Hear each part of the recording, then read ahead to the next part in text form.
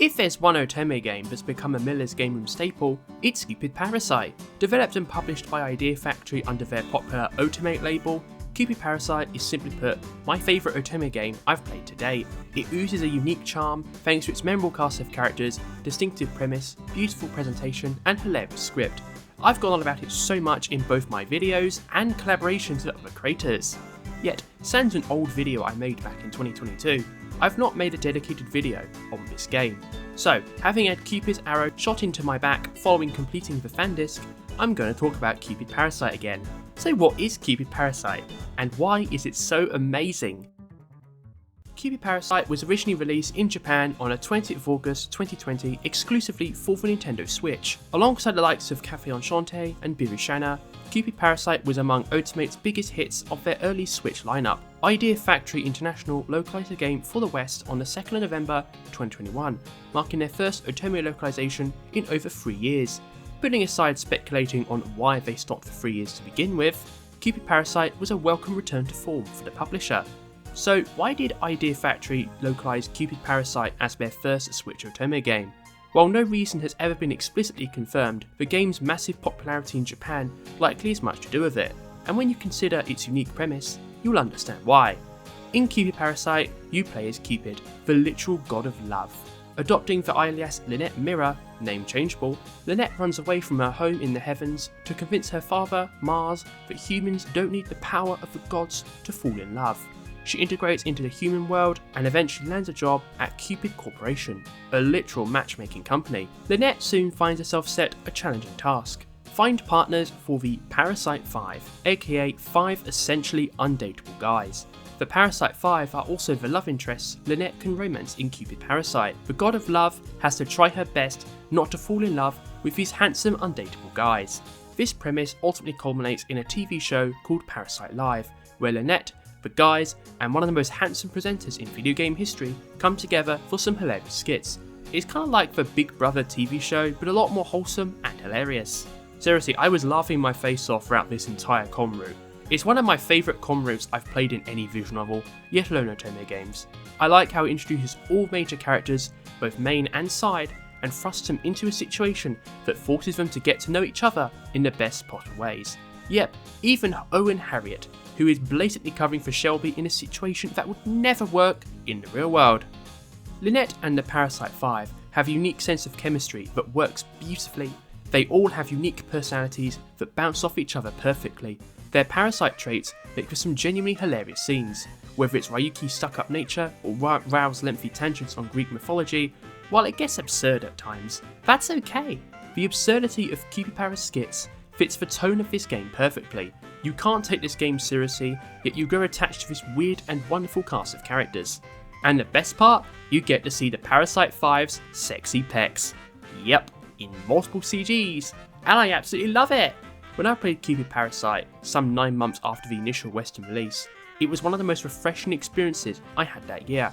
Much of my visual novel experience was with story-heavy games such as the Utawaran Mask duology. This also included fellow Otomate titles, Code Realize and the Psychedelica Otome games. My experiences reflect what Otome games were available on consoles in English back then. This, alongside its light-hearted tone, is why Cupid Parasite's English release was such a big deal in 2021. Localization companies rarely localized Otome games with more quote-unquote spicy content. Axis Games, for instance, focused on plot-heavy games and marketing for Otome visual novels to cishet men, such as Color Malice. While this strategy helped grow the Otome game subgenre outside of Japan, it was divisive among the core Otome game community for many reasons, one of which is that Otome games are primarily geared towards cishet women, not cishet men.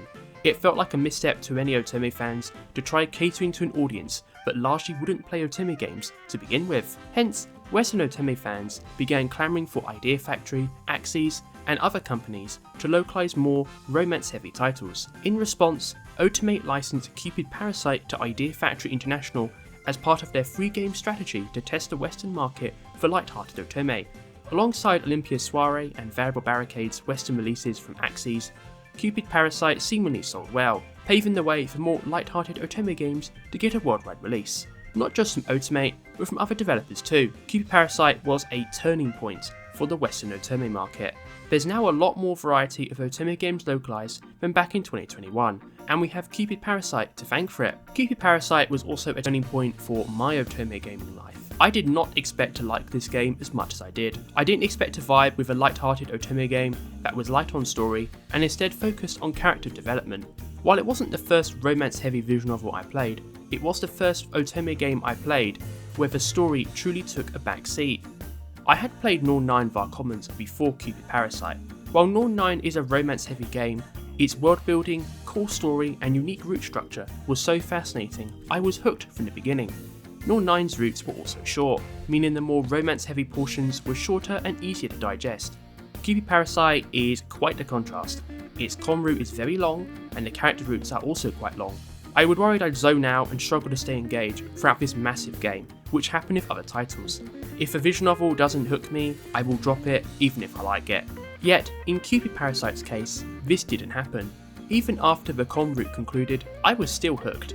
Even once I started the character routes, seeing the chemistry between Lynette and the Parasite 5 members on a one-on-one level is also a joy. Moreover, the routes themselves keep up the same brand of hilarity and absurdity that Cupid Parasite prides itself on. I love how each love interest represents one part of the colour wheel theory of love. Early on in the com route, Lynette takes a questionnaire relating to this theory, which is important for obtaining the best ending for each handsome parasite. The types of love are Eros for beauty, Ludus for fun, Storge for friendship, Mania for enthusiasm, Agape for determined, and Pragma for practical. You can probably guess which parasite represents each part, but if not, I'll let you work it out for yourself. The core theme of the goddess of love, finding love herself, is wonderfully executed, in part because Lynette herself is such an awesome heroine. She's independent, intuitive, confident, and persistent. She's also very kind and compassionate, yet remains firm with her boundaries, only lowering them as she develops feelings for the guys around her. Plus, she's a fantastic role model in the corporate world. She knows what she wants, and she remains driven and persistent in achieving what she wants, whether it's matchmaking or helping those she loves. As a woman in her 20s, Lynette is extremely relatable to me because she seeks to impact the world and make it a better place in her own way. The only criticism I have with Lynette isn't related to her writing or character at all. It's that she's an unvoiced heroine. This is more of a me thing than a gaming thing, but come on, Otomate, you really need to make voicing all of your Otomate game heroines a standard going forward. It would make it so much better. Before moving on to trigger warnings and specific thoughts on the routes, I want to briefly touch on the presentation and the key staff. First, Cupid Parasite has an all-star team. Freelance illustrator Yuya worked on the character art. At the time of Cupid Parasite's English release, Yuya was relatively unknown outside of Japan. Only 2 of Yuya's works were localised at the time, despite having worked on Otomate games as far back as 2010. However, they've since become known for illustrating 9-Rip and Hanakare, marking 2023 the unofficial Year of Yuya in the English-speaking Otomate world. In terms of music, Cupid Parasite follows a really unique approach. Cupipara's OST is a combination of both original tunes and covers of royalty-free music. The music is composed by Naoto Shinya and Hanasaki Masayoshi, who make up the Capriccio project. Cupipara's soundtrack is incredible. Having a combination of English language vocal tracks alongside contemporary pop makes Cupipara's OST a joy to listen to and so refreshing. I love a good visual novel soundtrack, and Cupipara's is among the most memorable OSTs I've ever listened to in a visual novel. It's catchy, it's memorable, the quality is fantastic. I was so impressed with it. As for the opening and ending themes, the Biscats, alongside Osamu Misaki, yeah, that's confusing, they're 2 different people, and Misako Sakazumi, that was Misako not Misaki, worked on them. I love how these themes perfectly encapsulate Cupid Parasite's world. You can only get these songs physically in Idea Factory's official Western Limited Edition. Cupid Parasite's scenario writer is Ririka Yoshimura, who is quite popular in the Otomate community for the many titles she's worked on. Alongside Cupid Parasite, she's worked on beloved titles like Glass Heart Princess, Kengakimi, and Cafe Enchante, alongside more divisive works like Diabolic Lovers More Blood and Matsuika no Kei. She has a long track record, with Cupid Parasite being among her best works. As a result of Cupipara's localization, she became more known outside of Japan. Fumiyoshi Tatematsu served as Cupid Parasite's director, having worked in a senior management role for Idea Factory for several years. Aside from Cupid Parasite, he's also worked on Jaku no Laila and Verche Evermore. Not much is known about them. I tried looking on Wikipedia. but I do aim to highlight key stuff in my retrospectives, so here I am acknowledging Fumiyoshi Tatamatsu's work. Another feature I aim to highlight is the trigger warning list. This list is only for the first Cupid Parasite. We'll be coming back to Sweet and Spicy Darling later because Otomate really upped the stakes in that game. So all that said, here is the list. Religion, nudity, sex, implied and off-screen, stalking, death, kidnapping, and slightly more spoilery, demons, blood-sucking, and manipulation. Bear in mind, as this game is rated ESRB/PEGI 12, none of the content here leans into super triggering territory like say Verche, but it's worth bearing in mind. With all that out of the way, it's time to discuss the handsome undateable guys. I'm not going to talk about plot spoilers here. Yeah, there is a bit of story and extra lore for Cupid Parasite's world, however it exists merely to set the scene for the comedic skits. There is no overarching mystery to solve in Cupid Parasite like in say Verche Evermore, but there are definitely some plot spoilers which, sans the trigger warning list, I will save for discussing the fan disc, as well as the sick love interest who I'll talk about at the end. Starting with Gil Lovecraft, aka the Lovelorn Parasite. He's kind, loyal and affectionate, even though he does struggle with obsession, hence why he's a parasite.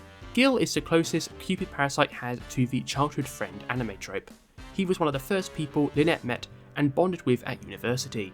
Subsequently, he developed feelings for Lynette, which she didn't reciprocate.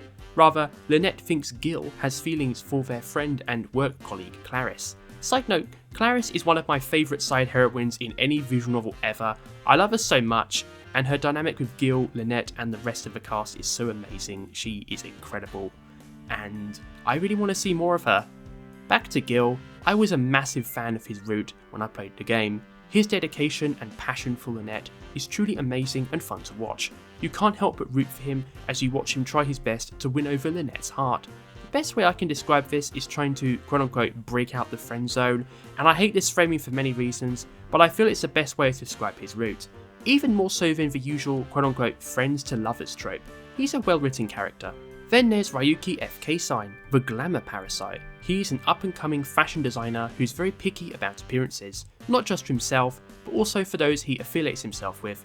Often he'd spray people with perfume if they were unattractive, leading to some hilarious skits. He's basically an elitist prick. However, he does have a nice side, especially as Lynette breaks down his walls throughout his route, and Ryuki, well, grows up a bit and becoming less of a elitist prick. I played Ryuki's route first back in the day. His route is good, although it was my least favourite. That's more because I'm not a fan of his character tropes above everything else. His route is also the least relevant to Cupid Parasite's overall story, so if you're looking for pure vibes, Ryuki's route is perfect. Shelby Snail takes the role of privileged parasite. He's so obsessed and consumed with work, he doesn't have time to find love, yet he meticulously crafts an image that he's indeed firmly loved. He's ambitious and confident, yet also falls into perfectionist and workaholic tendencies. I loved his route. His route falls into the fake romance to the real romance trope, which fits his character perfectly. It's funny seeing Shelby and Lynette pretend to be a loved up couple, all while trying their hardest to, well, not become actual lovers. And side note, Shelby's route has my favourite gag in the entire game. Yes, I too am a fan of, well, play the route yourself and you'll see what I mean. Rao Aconite is the obsessed parasite. In typical romantic comedy style, his obsession is with Greek mythology. However, he's more than just a connoisseur of all things Greek. He's a popular Sillywood movie star and has the confidence, cheerfulness and relaxed nature to match, alongside sexy pecs. When you first start Cupid Parasite, he is one of two locked routes you can't access on your first playthrough. It's worth going back to his route later though, because Rao's route is wild, in the best possible way. One reason why is because Sillywood itself is fascinating. You can see echoes of a real-world Hollywood throughout, alongside the hookup and drinking culture that's popular among young people today. Rao serves as a great brand ambassador for Sillywood, as well as loving an actual god too. Finally, there's Alan Melville, the thieving parasite. Not only is Alan's route the wildest story of the core Parasite 5, but his route is also so different from the others you need to play it last. Much like Rao's route, his route is locked during your initial playthrough. He's among the most popular of Otomate's husbandos of recent years, and it's easy to see why. As the thieving parasite, his role is best described as a player. He's not after a serious relationship. However, his charm, seduction skills, and kindness make him an instant winner with the ladies. He's only interested in women already in relationships instead of single people. This premise alone makes for some of the most entertaining skits in the entire game. Moreover, he owns a pillow shop, providing the perfect opportunity to seduce women. It's impossible to outline why I love his route so much without spoiling things other than to say, his route goes in directions I didn't expect and is surprisingly emotional. This is why I believe Alan Melville is a bad boy trope done right. Moreover, I began to really appreciate his route and character the more time passed. His romance with Lynette is surprisingly intimate and authentic, which reflects a side of him you cannot see in any other route. Now I'm going to discuss the final route, and I'm just going to put a mild spoiler warning for the identity of the 6th parasite, as well as a little detail on how this route differs to the rest. So all that said, the 6th parasite is Peter Flodge, a side character from the previous routes. In this route, the Parasite 5 canonically becomes the Parasite 6. Peter's route is locked at the start of Cupid Parasite. You have to finish all other routes first. Once you've done that, you can just start a new game and it's a straight shot to the finish. There's no choices, but there's a lot of reading and CGs, and trust me, you'll want to read it all. In Peter's route, Lynette's story is turned on its head. I consider Peter's route the game's de facto true ending, partly for this reason. While Cupid Parasite doesn't have an official true ending, it's clear Peter's route was written with this idea in mind. In Peter's route, Lynette descends to Earth with the blessing of her family, rather than hostility. You get to see her study at university and move into Cupid Corp from the beginning, rather than the other way around. It's this premise that allows her romance with Peter to develop authentically. Moreover, Cupipara's underlying story and plot threads are resolved in this route, following its gradual setup throughout the other 5 routes. This route is the perfect icing on a delicious cake, greatly helped by Peter's character. He's serious, confident and protective. However, his sensitive and shy nature helps him feel like a more rounded character than the other love interests. While his parasite traits aren't as extreme and noteworthy as different characters, he is called the sensitive parasite after all, his romance with Lynette is an absolute joy and among the best in the game. And when I say not as extreme, I mean this in the sense that while many people struggle with sensitivity like Peter does, they generally are still quite dateable.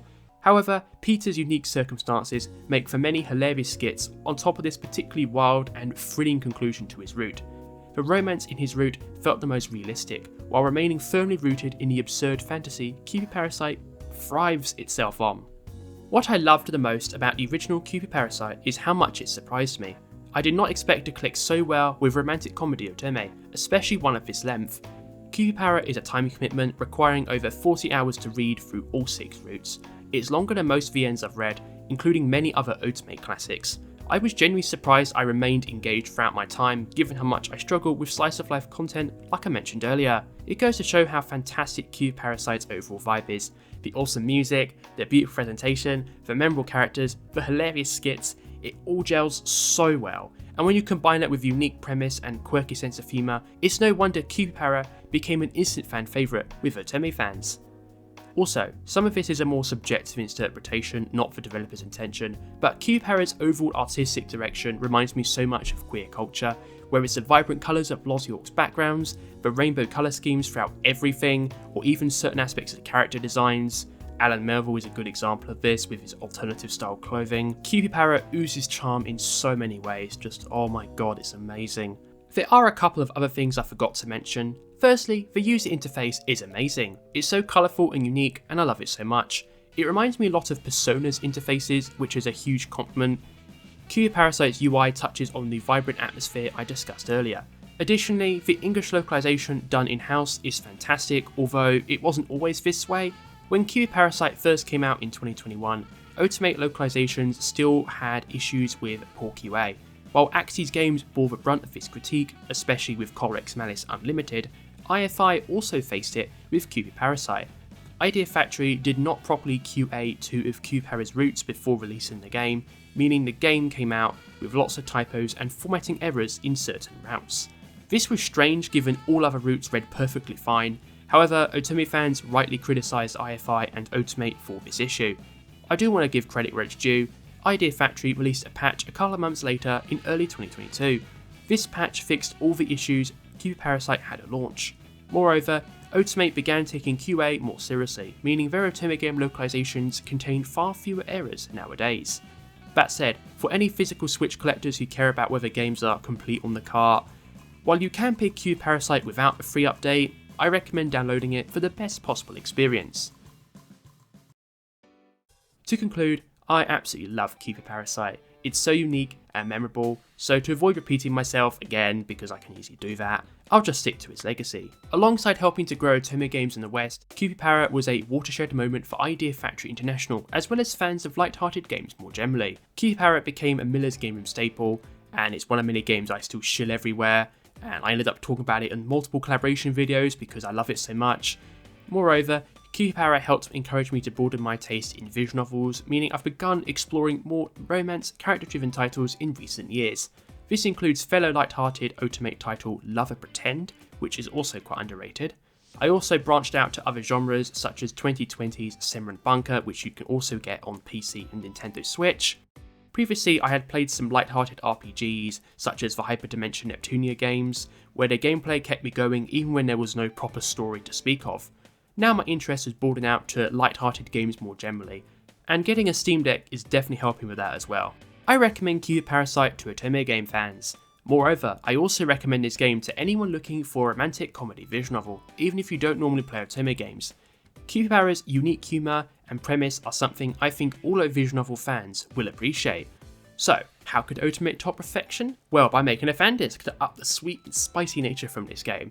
But I'll talk more about that in its own video sometime soon. If you want to see that, please like, subscribe, comment, ring the notification bell, etc. and so forth. Moreover, consider becoming a channel member if you want to and can afford to do so. Thank you so much, have a lovely day everyone, bye bye.